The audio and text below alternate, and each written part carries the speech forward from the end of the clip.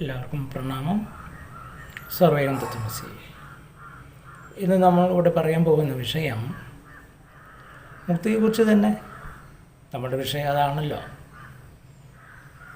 വ്യക്തിപരമായിട്ട് എനിക്ക് പറയാനുള്ളത്,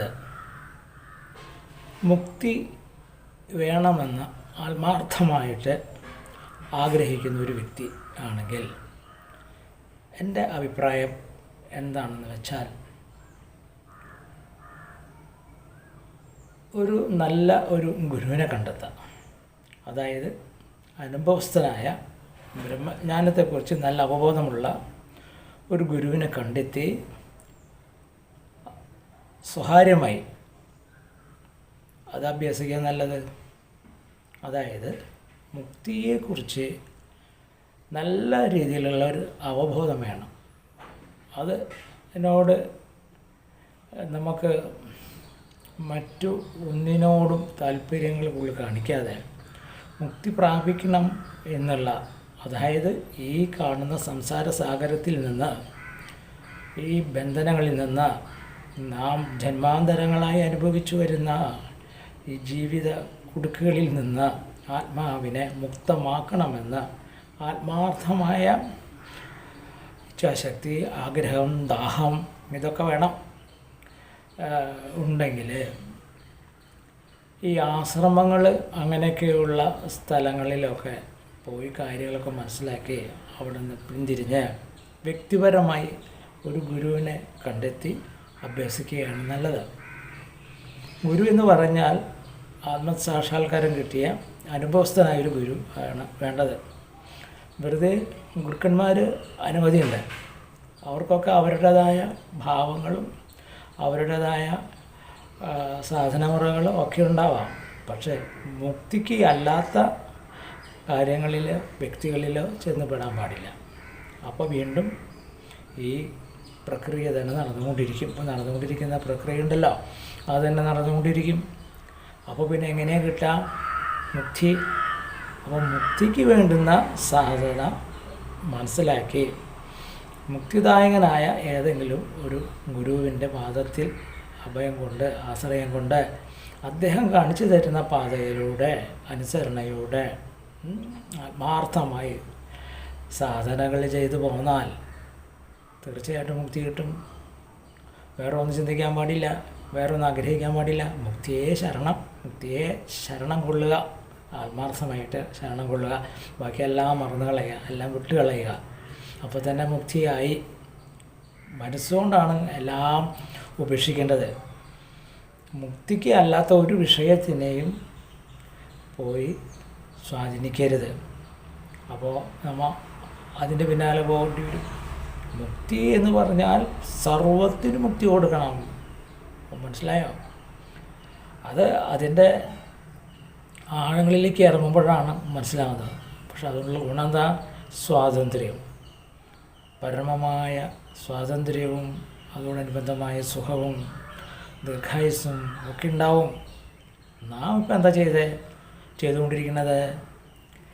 ഈ കാണുന്ന സംസാര സാഗരത്തിൽ തുഴയില്ലാതെ നീന്തി നടക്കുകയാണ്. മനസ്സിലായില്ലേ? അതേമാതിരി തോണിയെ പോലെയാണെന്ന് അർത്ഥം. ഈ ശരീരവും ഈ ദേഹിയും ഒക്കെ ആയിട്ട് ഒരു തോണിയെ പോലെ കാണാം നമുക്ക് നമ്മുടെ ഈ ശരീരത്തെ. മനസ്സിലായോ? അപ്പോൾ ഈ സംസാര സാഗരത്തിൽ, ജീവിതഗതിയാണ് ഈ പറയണേ, സംസാര സാഗരത്തിൽ ഓരോന്ന് കണ്ടും കേട്ടും അനുഭവിച്ചും അതിൻ്റെ പിന്നാലെ പോകുന്ന ഈ അവസ്ഥയുണ്ടല്ലോ ആത്മാവിൻ്റെ, അത് താൻ ആത്മാവാണ് എന്ന് മനസ്സിലാക്കിക്കൊണ്ട് അതിൽ നിന്നൊക്കെ പിന്തിരിയുക. മനസ്സുകൊണ്ടാണ് പിന്തിരിയണത്. അത് അഭ്യസിക്കണം. അപ്പോൾ വൈരാഗ്യവും വിരക്തിയൊക്കെ തന്നെ വരും. എന്തിനാ ഈ വൈരാഗ്യം, വിരക്തി എന്നൊക്കെ പറയണേ? നമുക്ക് ഈ സംസാര സാഗരത്തിൽ ആവശ്യമുള്ളതും ആവശ്യമില്ലാത്തതൊക്കെ പലതുണ്ട്. ഓരോരുത്തർക്ക് ആവശ്യമുള്ളതും ആവശ്യമില്ലാത്തതൊക്കെ വ്യത്യാസമായ രീതിയിലായിരിക്കാം. കാരണം ഇവിടെ ആവശ്യമില്ലാത്തതായിട്ടൊന്നും ഇല്ല, എല്ലാം ആവശ്യമുള്ളതാണ്. പക്ഷേ ഓരോരുത്തരുടെ മനോധർമ്മം അനുസരിച്ച് ആവശ്യമുള്ളത് എടുക്കുക, അല്ലെങ്കിൽ അതിലേക്ക് പ്രവേശിക്കുക. ഈ ആവശ്യമില്ലാത്തതിലേക്കാണ് കൂടുതൽ നാം ചെന്നപ്പെടുന്നത്. അതുകൊണ്ടാണ് നമുക്ക് പലവിധ പ്രശ്നങ്ങളുണ്ടാകുന്നത്. മനസ്സിലായോ? ആത്മാവ് നിത്യമുക്തനാണ്. അതിൻ്റെ സ്വഭാവം എന്താ? സമാധാനവും ശാന്തിയും ആനന്ദവുമാണ്. പറയാറില്ലേ, സത്യം ജ്ഞാനം ആനന്ദം. മനസ്സിലായോ? സത്യത്തെ ജ്ഞാനം കൊണ്ടറിഞ്ഞാൽ അവിടെ ആനന്ദം അനുഭവിക്കാം. അപ്പോൾ അതിൻ്റെ സ്വഭാവം ആനന്ദമാണ്. അപ്പോൾ ആ ആനന്ദത്തെ സ്ഥായിയായി എങ്ങനെ നിലനിർത്താൻ കഴിയും എന്നുള്ള അഭ്യാസമാണ് മുക്തിയിലേക്ക് പോകുമ്പോൾ നമ്മൾ പഠിക്കേണ്ടത്. ആനന്ദം കേട്ടിട്ടുള്ള ഒരഭ്യാസവും മുക്തിയിൽ പറയണില്ല. അപ്പോൾ ഭക്ഷണക്രമം, മൈഥുനം, ഉറക്കം, ആളുകളായിട്ടുള്ള ബന്ധപ്പെടലുകൾ, സംസാരിക്കേണ്ട വിഷയങ്ങൾ, ഇങ്ങനെ കുറേ കാര്യങ്ങളൊക്കെ നമ്മൾ ഒന്ന് ശ്രദ്ധിച്ച് വേണ്ടുന്നിടത്ത് മാത്രമൊക്കെ ഉപയോഗിച്ച്, മൗനം ഭജിക്കുന്നിടത്ത് മൗനമൊക്കെ ഭജിച്ച്, ഇങ്ങനെ ഒക്കെ ഒന്നിനോടൊരു അറ്റാച്ച്മെൻ്റ് ഇല്ലാണ്ടാക്കുക. ഇന്നതൊക്കെ നടന്നാലേ, ഇന്നതൊക്കെ കിട്ടിയാലേ, ഇന്നതൊക്കെ കഴിച്ചാലേ ഒക്കെ ശരിയാവൂ എന്നൊക്കെയുള്ള ആ ബോധമൊക്കെ കണ്ട് വിടാം. അതൊന്നും ശരിയല്ല. നമ്മളുടെ ശരീരഘടന ഒക്കെ സ്വതന്ത്രമായി പ്രകൃതിക്ക് അനുകൂലമായ രീതിയിലാണ് കിടക്കുന്നത്. അതിനെ നമ്മൾ മറ്റു പല കാര്യങ്ങളാൽ അതിനെയൊക്കെ അതിൻ്റേതായ ചില രീതികളിലൂടെയൊക്കെ നടക്കാനും ചെയ്യാനൊക്കെ പഠിപ്പിച്ചു. അങ്ങനെ ആക്കി വെച്ചിരിക്കുകയാണ് ഈ യന്ത്രം കണക്കെ നമ്മൾ ഈ ശരീരമൊക്കെ. നമ്മുടെ ബോധതലവും അതുപോലൊക്കെ തന്നെയാണ്. അതിൽ നിന്നൊക്കെ പുറത്ത് കിടക്കുക. മനസ്സിലായോ? ഇതൊന്നും വേണ്ട ഭൂമിയിൽ സ്വതന്ത്രമായി ജീവിക്കണമെങ്കിൽ. അപ്പോൾ മുക്തി എന്ന് പറയുമ്പോൾ ആ മുക്തിക്ക് വേണ്ടുന്ന സാധനമുറകൾ അറിയുന്ന ഒരു ഗുരുവിൻ്റെ പാദത്തിൽ ആശ്രയം കൊണ്ട് അദ്ദേഹം പറയുന്നത് പോലെ ജീവിതചര്യയെ നിങ്ങൾ അനുഷ്ഠിച്ച് വന്നാൽ മുക്തിയിലേക്ക് പ്രവേശിക്കാൻ കഴിയും. അപ്പോൾ ഞാൻ പറയുന്നത്, പലവരും 10, 5, 15 കൊല്ലമൊക്കെ പലവിധ ആശ്രമ കേന്ദ്രങ്ങളിലൊക്കെ ചെന്ന്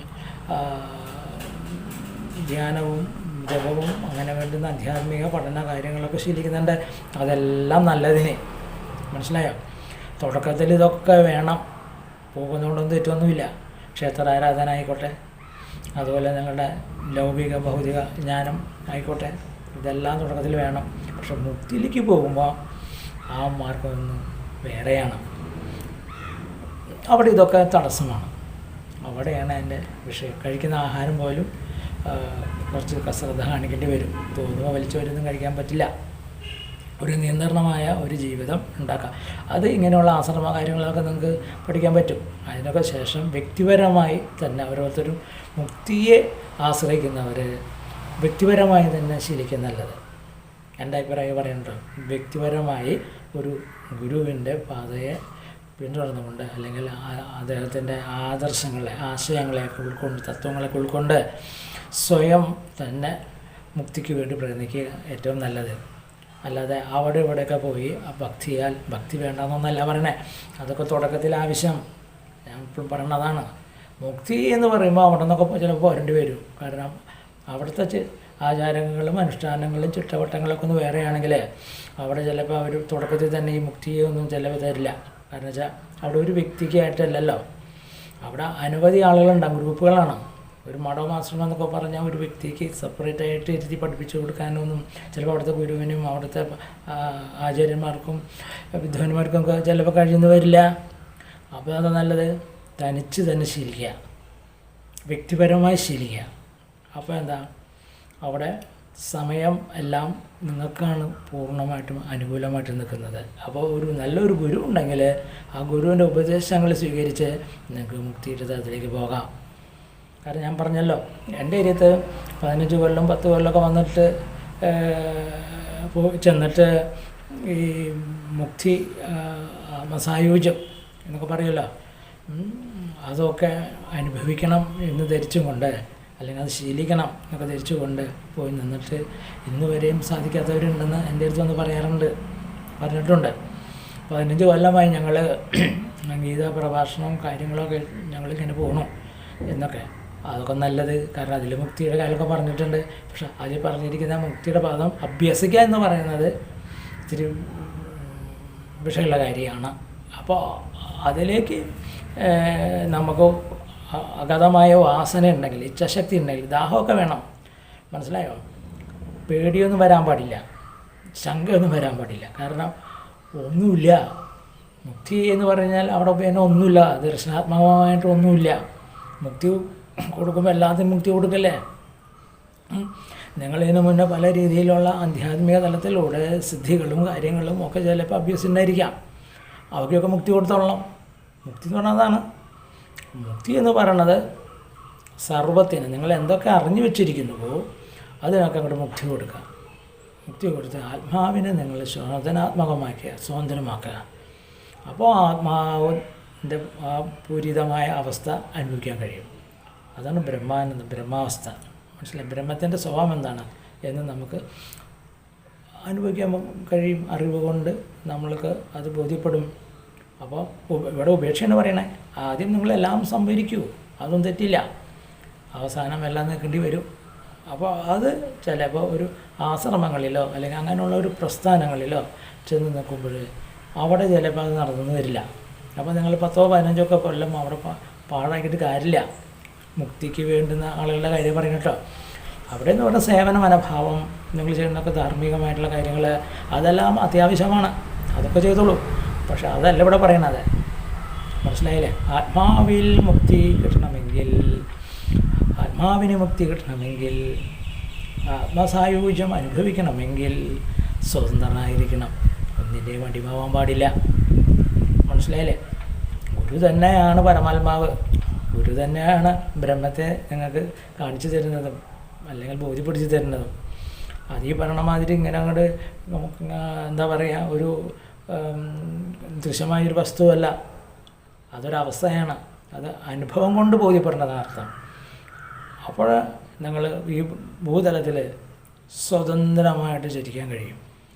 ഒരാളുടെയും ഒത്താശയില്ലാതെ, ഒരു നിയമങ്ങൾക്കും അകപ്പെടാതെ സ്വതന്ത്രമായിട്ട് ഈ ഭൂതലത്തിൽ നിങ്ങൾക്ക് ആത്മാനന്ദത്താൽ, ഇവിടെ നോക്കൂ, ഈ സർവ്വ ജീവജാലങ്ങളൊക്കെ എങ്ങനെയാണ് മനുഷ്യ സമൂഹത്തെ മാറ്റി നിർത്തിയാൽ അവർക്കൊക്കെ സ്വാതന്ത്ര്യമൊക്കെ ഉണ്ട്. പിന്നെ മനുഷ്യരാണ് അവരെ സ്വാതന്ത്ര്യമൊക്കെ കളയുന്നത്. മനസ്സിലായില്ലേ?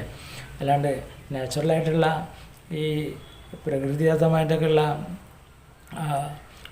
അവസ്ഥകളെ ഒന്നും അവരവഗണിക്കണില്ലല്ലോ. അതൊക്കെ അവഗണിച്ച് ജീവിക്കുന്ന ആരാ? ഈ മനുഷ്യ സമൂഹം, മനുഷ്യന്മാരാണ്. മനസ്സിലായിട്ടുണ്ടല്ലോ?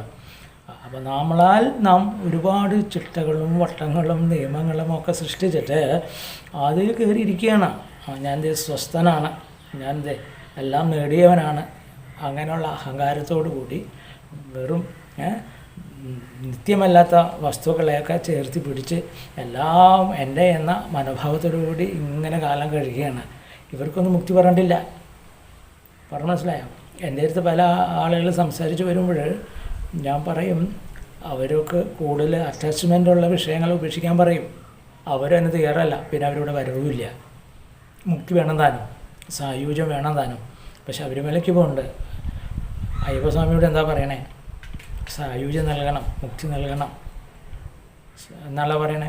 അപ്പോൾ അവിടേക്ക് 41 ദിവസം കെട്ടി നിറച്ച് പോകുന്നതിൻ്റെയൊക്കെ ഉദ്ദേശങ്ങളൊക്കെ എന്താ, ഏതെല്ലാം രീതിക്ക് പറയണുണ്ടല്ലോ.